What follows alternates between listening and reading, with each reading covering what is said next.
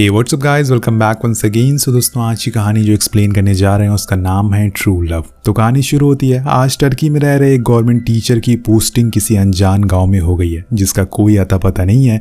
Teacher का नाम है माहिर।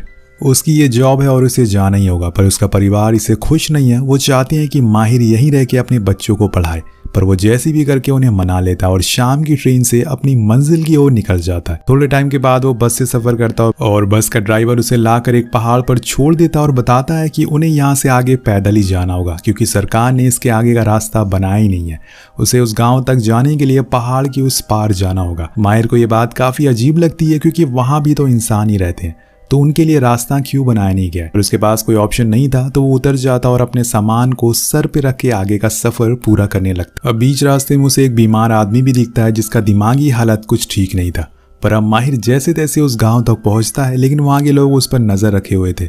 उसके आते ही वो उस पर बंदूक तान देते हैं और गाँव वालों को लग रहा था कि ये सरकार का आदमी है और उनसे उनके घरों को छीनने के लिए आए। पर माहिर बताता है कि वो एक स्कूल टीचर है और उसकी यहाँ पे पोस्टिंग हुई है। तो गांव का सरपंच आकर उसे बताता है कि शायद आप गलत जगह आ गए हैं क्योंकि यहाँ पर तो आज तक स्कूल बना ही नहीं है, तो आप पढ़ाएंगे कहाँ पर। वेल, गाँव के लोग उसके आने पर खुश तो थे क्योंकि इस गाँव में बाहर से बहुत ही कम लोग आते हैं। अब वो सभी लोग उसे बड़े ही प्यार से घर ले जाते हैं जहाँ पे उसे रहना है। लेकिन जाने से पहले माहिर को फिर वही शख्स दिखता है जिसकी दिमागी हालत ठीक नहीं है।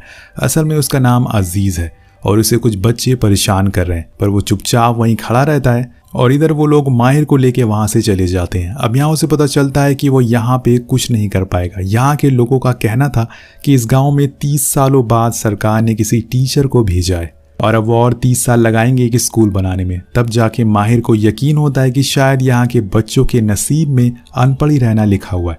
अब उस रात वो अपनी बीवी को कॉल लगाकर सारी बातें बताता है। तभी उसे लगता है कि शायद उसकी खिड़की से उसे कोई देख रहा है, पर जब वो बाहर देखता है तो वहां कोई नहीं था। अगली सुबह गांव के सारे कुंवारों लड़कों को इकट्ठा किया जाता है। तब सरपंच आकर सबको बताते हैं कि आज वो गांव के सबसे बड़े लड़की की शादी करेंगे। लेकिन सबसे बड़ा तो अजीज होता है जो असल में उन्हीं का बेटा था, लेकिन उसकी शादी कैसे हो सकती है, वो तो हैंडीकैप है, ऐसा उस गांव वालों का कहना था, जिस वजह से उसके छोटे भाई जयान की शादी कर दी जाती है। अजीज का भले ही दिमागी संतुलन ठीक ना हो, लेकिन उसके अंदर भी दिल था। अब उसे बुरा लगता है और ये सब दूर बैठा माहिर देख रहा था। कुछ समय के बाद जयान के लिए लड़की ढूंढी जाती है। जयान की माँ और उनके साथ वाली औरतें उस लड़की की अच्छी तरह से जांच परख करती हैं कि कैसे वो चलती है, कैसे बोलती है और यहाँ उसकी आवाज कैसी है, क्या उसके मुंह से कोई स्मेल आती है या फिर वो लड़खड़ा कर चलती है। तो दोस्तों, यहाँ पर जयान ने अपनी माँ से कहा था कि उसकी बीवी खूबसूरत होना चाहिए और सबसे जरूरी उसके दांत सफेद होना चाहिए।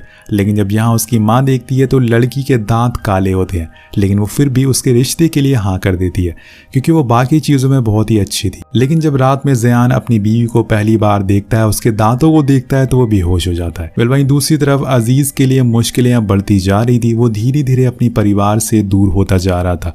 वो असल में जो भी बोलता था वो कोई नहीं समझ पाता था, इसलिए वो हमेशा सबसे अलग रहने लगा था। ये सब माहिर बहुत ही गौर से देख रहा होता है और वो फैसला करता है कि वो इस बारे में उसके पिता यानी कि गाँव के सरपंच से बात करेगा। वो उसे बताता है कि अजीज बचपन से ही ऐसा था। गांव से अगर कोई भी बाहर जाता है तो वो उसके पीछे पीछे जाने लगता है क्योंकि वो बहुत ही भोला है। इसके बाद वो लोग पास के इस सरकारी ऑफिस में जाते हैं स्कूल से रिलेटेड कुछ बात करने के लिए, जिसके लिए उन्हें काफी लंबा सफर तय करना पड़ता है। पर बीच में माहिर कुछ लोगों को घोड़े से आते हुए देखता है जो असल में डाकू होते हैं। लेकिन सरपंच बताते हैं कि ये किसी को परेशान नहीं करते, बस इस गांव को, यहाँ के पहाड़ों की रक्षा करते हैं। कुछ देर बाद वो लोग ऑफिस पहुंच जाते हैं और वहां जाके उन्हें पता चलता है कि शहर में अभी भी मार्शल लॉ लगाया गया है, इसलिए सरकार के पास बहुत काम है और वो किसी भी तरीके की कोई फंडिंग नहीं कर सकते हैं, इसलिए अभी आपके गाँव में स्कूल नहीं बन सकता। अब ये सुनकर माहिर को काफी बुरा लगता है क्योंकि वो इस गांव के लोगों के लिए कुछ करना चाहता था, पर अब तो उसके पास कोई ऑप्शन ही नहीं बचा है। इसलिए वो सरपंच से कह देता है कि वो यहाँ से जा रहा है, उसका यहाँ रहने का कोई फायदा ही नहीं है। लेकिन उस रात माहिर को नींद नहीं आती, उसे कुछ तो करना ही था, ऐसे कैसे वो वापस जा सकता है। इसलिए अगले दिन वो वापस उन लोगों के पास जाता है और अपनी बीवी को कॉल लगा के झूठ बोलता है कि उसे डाकुओं ने पकड़ लिया और उसे छोड़ने के बदले वो उसे पैसे की डिमांड कर रहे हैं। लेकिन उसके पास ज्यादा पैसे नहीं है, तो उसकी बीवी बहुत डर जाती है और वो कहती है कि रुको, मैं पैसे भेजती हूँ, जिससे उसका ये प्लान कामयाब हो जाता है। वो उन पैसों को ले जाकर सरपंच को दे देता और कहता है कि अब इन्हीं पैसों से हम गांव में स्कूल बना सकते हैं, लेकिन मेरी एक शर्त है कि स्कूल तभी बनेगा जब आप अपनी बेटियों को भी पढ़ने के लिए भेजेंगे। अब सरपंच मान जाते हैं और फिर गांव में जोरों शोरों से स्कूल बनना शुरू हो जाता है। पर वो डाकू फिर से एक बार गांव में आते हैं, लेकिन किसी को मारने नहीं बल्कि बधाई देने। उनका कहना था कि वो भी इस काम में उनकी मदद करना चाहते हैं। जिसके बाद वो गांव के बच्चों को खाना और कपड़ा भी बांटते हैं। दोस्तों, यहाँ पर वो डाकू इस जगह की हिफाजत करना चाहते थे।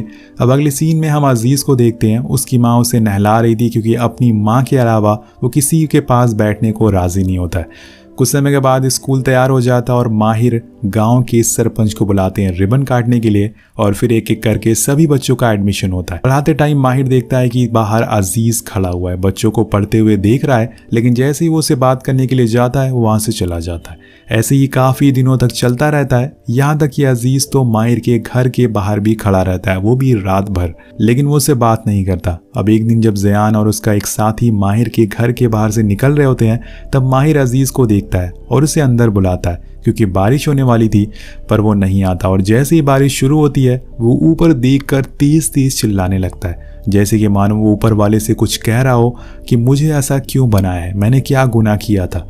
वो रात भर वहीं बारिश में बैठा रहता और भीगता रहता है। अगली सुबह सारे बच्चे फिर से अजीज को परेशान करने लगते हैं और तब माहिर आकर उन्हें डांटता है और अजीज से दूर रहने को कहता है। अजीज को माहिर का ये बर्ताव बहुत अच्छा लगता है क्योंकि उसकी जिंदगी में पहली बार कोई आया था, क्योंकि उसकी जिंदगी में ऐसा पहली बार हुआ था जब किसी आदमी ने उसे परेशान नहीं बल्कि प्यार दिया था, उसे इज्जत दी थी।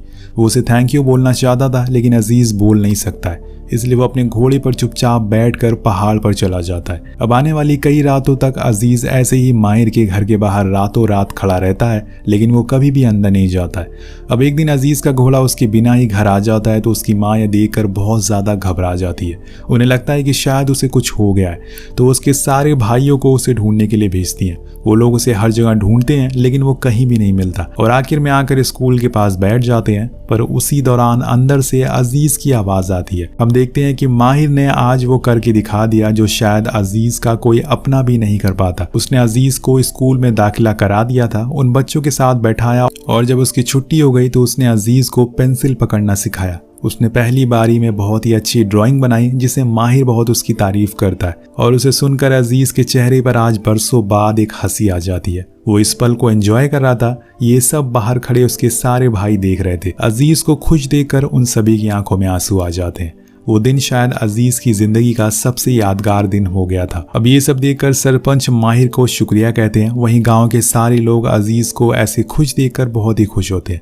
वो तो ये चाहते थे कि वो एक अच्छा इंसान बने पढ़ लिख कर। उस दिन के बाद हर रात अजीज माहिर के घर पर ही रहता है। वो उसे हर चीज सिखाता और ऐसे ही समय बीत जाता है। कुछ महीनों बाद ठंड का मौसम आ जाता तो यहाँ पूरा गाँव बर्फ से ढक चुका था। अजीज बर्फ देख के बहुत ही खुश होता और उसमें जाके खेलने लगता है। लेकिन वहीं दूसरी तरफ गांव की एक लड़की की आंखें पहाड़ की तरफ देखी जा रही थी।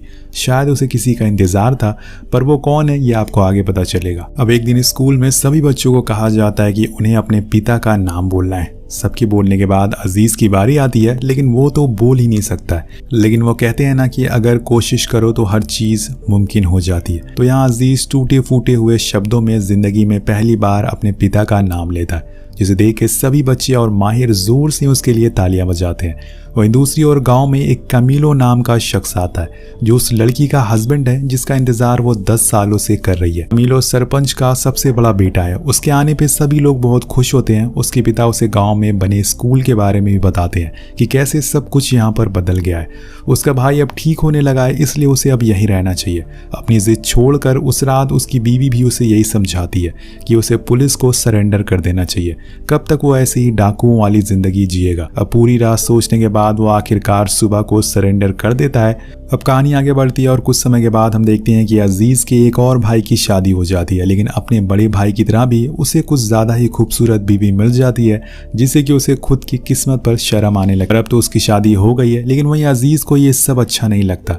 उसके सारे भाइयों की शादी हो रही थी, लेकिन एक वो है जिसकी अभी तक शादी नहीं हुई थी। अब उसे तो यही लगता है कि उसे कोई लड़की क्यों शादी करेगी। अगले सीन में कमीलो की सुनवाई का दिन आता है। उसे 4 साल की सजा सुनाई जाती है। अब कोर्ट से बाहर निकलते टाइम सरपंच अपने पड़ोसी गांव के सरपंच की जान बचाते हैं क्योंकि एक आदमी उन्हें जान से मारना चाह रहा था। इस बात से खुश होकर वो सरपंच उन्हें वादा करते हैं कि वो अपनी बेटी का रिश्ता उनके बेटे अजीज के लिए तय करेंगे और वो कहते हैं कि वो अपनी फैमिली को लेकर रिश्ता भेजे। उन्हें नहीं पता था कि अजीज की हालत कैसी है। अब जब अजीज की माँ पहली बार उस लड़की को देखती है तो उनकी आंखों में आंसू आ जाते हैं। उस लड़की का नाम जोया होता है। वो बहुत ही ज़्यादा खूबसूरत थी। उसे हर वो चीज़ आती थी जो उन्हें चाहिए थी, लेकिन कहीं ना कहीं उन्हें जोया के ऊपर तरस भी आ रहा था क्योंकि अजीज़ शायद उसके लायक का लड़का नहीं है। और यही सोचकर वहाँ बैठे सभी लोग की आंखों में आंसू आ जाते हैं। उस लड़की की माँ अजीज़ की माँ से पूछती है कि लड़का कैसा दिखता है, वो क्या करता है, और तब जाकर अजीज़ की माँ उन्हें बताती है कि उनका बेटा हैंडीकैप है। लेकिन उनका रिश्ता फिर भी तय हो जाता है। अब जब जोया शादी करके पहली बार अजीज के घर आती है तो जब अजीज को देखती है तो रोने लगती है, लेकिन सारी औरतें उसे समझाती हैं कि यही उसकी किस्मत है। उसे अब अजीज का साथ हमेशा निभाना है, उसे किसी भी चीज की कमी नहीं होने देना चाहिए। और यहाँ से शुरू हो जाती है एक और कहानी, और ये कहानी है अजीज और जोया की, एक प्यार की ऐसी कहानी जो आपको रुला देगी। जब अजीज पहली बार जोया को देखता है तो उसकी खूबसूरती को देखकर वो बेहोश हो जाता है क्योंकि ऐसी लड़की उसे शादी करेगी उसे कभी भी उम्मीद ही नहीं थी। लेकिन जैसे जैसे समय बीता जा रहा था जोया अजीज को समझने लगती है। उसे अब अजीज के साथ ही रहना है, इसलिए वो उसका पूरा ख्याल रखती है, उसे नहलाती है, उसे स्कूल के लिए तैयार करती है और रवाना भी करती है। लेकिन उस गांव के लोग जोया को बहुत बुरा भला बोलते हैं। उनका कहना था कि वो अजीज के लिए नहीं बनी है, उसकी पूरी जिंदगी बर्बाद हो गई है। लेकिन जोया इन सब बातों पर ज्यादा ध्यान नहीं देती है क्योंकि अजीज दिल से कैसा है वो अच्छे से जानती है। लेकिन कहीं ना कहीं दोस्तों वो भी इंसान होती है, उसे कभी कभी अपने लिए बुरा लगता है। अब एक रात वो रोती भी है और अजीज ये सब देख रहा था। वो आकर उसके पास बैठ जाता और उसके आंसू पोंछने लगता है। वो जो कुछ भी बोल पाता और उसे बोलने की और समझाने की कोशिश करता है। अब कहानी आगे बढ़ती है। एक दिन वो स्कूल में अपनी फैमिली की ड्राइंग बनाता है जिसमें वो, जोया और उसके 2 बच्चे भी थे। अब ये देखकर माहिर बहुत खुश होता है, पर उसी दौरान गाँव की औरतों ने जोया को अजीज के बारे में बोल बोल कर परेशान कर दिया था, जिससे वो तंग आ जाती है और आखिरकार बोल देती है कि अब वो उसके साथ नहीं रहेगी।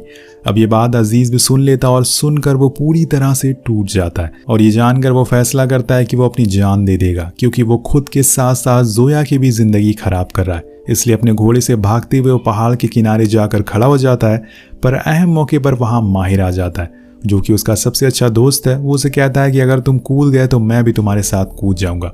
तो वो पीछे हट जाता है और यहाँ माहिर उससे एक वादा करता है कि वो उसे बिल्कुल ठीक करके रहेगा। वो उसे स्कूल लाता और उसे एक चिट्ठी लिखवाता और फिर अगले दिन वो उस चिट्ठी को उसके घर पर रख देता है। जब अगली सुबह सब लोग उठते हैं तो उन्हें वहां पर अजीज और जोया कहीं भी दिखाई नहीं देते, पर तभी उन्हें वो चिट्ठी मिलती है जिसमें माहिर खुद पढ़कर सबको सुनाता है, जिसमें लिखा था कि ये मेरा फैसला है, इसमें जोया की कोई गलती नहीं है। मैं उसे लेकर यहाँ से जा रहा हूँ क्योंकि इस गांव वालों ने मुझे कभी स्वीकार नहीं किया, कभी समझ नहीं पाए। लेकिन मैं आप सभी से वादा करता हूँ कि मैं एक दिन वापस जरूर आऊँगा। तब तक आप मेरे घोड़े का ख्याल रखिएगा। एक वही था जिसने मेरे बुरे दिनों में मेरा साथ दिया। और इसी तरह से दोस्तों पूरे 4 साल बीत जाते हैं। माहिर की पोस्टिंग अब खत्म हो चुकी है, उसे घर वापस लौटने का समय आ गया है। पूरे गांव वाले उसे छोड़ने के लिए आए हैं। सभी की आंखों में आंसू थे। वो उनसे कहता है कि मैं जब यहाँ पर आया था मैंने कभी नहीं सोचा था कि मेरा एक परिवार बन जाएगा। तो सरपंच कहते हैं कि मेरे अभी तक 6 बेटे थे, लेकिन जब से तुम यहाँ पर आए हो मेरे 7 बेटे हो गए।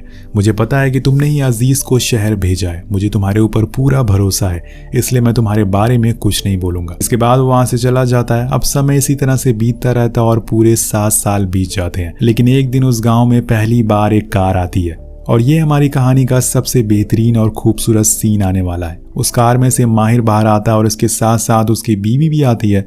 उसे देखकर गांव वाले बेहद खुश होते हैं, लेकिन वो अपने साथ किसी और को भी लाया था जो था अजीज। जब अजीज कार से बाहर आता है तो सभी लोगों के होश उड़ जाते हैं। जी हाँ दोस्तों, यही अजीज है जो कि अब पहले जैसा बिल्कुल नहीं रहा। वो अब बोल भी पाता और सही से चल भी पाता है। उसके साथ साथ उसके 2 बच्चे और जोया भी थे। अब गांव का कोई शख्स उसे पहचान ही नहीं पाता, लेकिन जब उसका घोड़ा उसके पास आकर उसे चूमने लगता है तब सबको यकीन हो जाता है कि यही अजीज है। उसे देखकर सबकी आंखों में आंसू थे, पर सबकी जुबान पर एक ही सवाल था कि आखिर ये सब कैसे हुआ। उसके पिता उसे पूछते हैं कि क्या तुमने कोई सर्जरी करवाई है? तो अजीज कहता है कि नहीं, ये मेरी बीवी के प्यार की ताकत है। उसकी बदौलत ही मैं यहाँ पर खड़ा हो पा रहा हूँ। तो किसी ने सच ही कहा है कि अगर आपको जिंदगी में सही शख्स और सच्चा प्यार मिल जाए तो आप वो हर नामुमकिन चीज को पूरा कर सकते हैं जो किसी ने सोचा भी नहीं होगा। अब आपके दिमाग में एक ही सवाल आ रहा होगा कि आखिर अजीज कहाँ था, जोया ने ऐसा उसके साथ क्या किया कि वो पूरी तरह से ठीक हो गया। तो दोस्तों वो स्टोरी आपको पार्ट 2 में देखने को मिलेगी, जिसके लिए आपको 450 कॉमेंट करने पड़ेंगे। तो फटाफट जाइए नीचे कॉमेंट करके बताइए कि हमें कहानी कैसी लगी। मिलते हैं आपसे अगली वीडियो में। Thank you so much watching. Peace out.